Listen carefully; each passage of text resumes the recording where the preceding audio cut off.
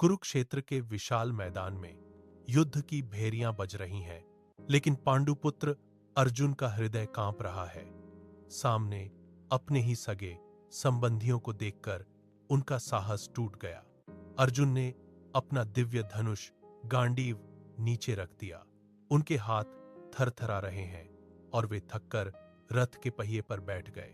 सामने कौरवों की विशाल सेना खड़ी है, लेकिन अर्जुन के मन में केवल शंका और अपनों को खोने का गहरा भय है।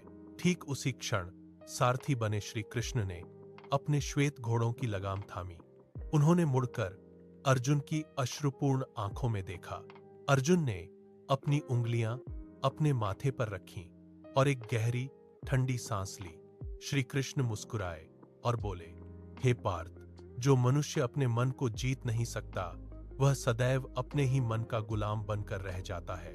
यह चिंता और तनाव कुछ और नहीं बल्कि केवल तुम्हारे मन की कल्पनाएं हैं। श्री कृष्ण ने अर्जुन को जीवन का सबसे बड़ा सत्य समझाया।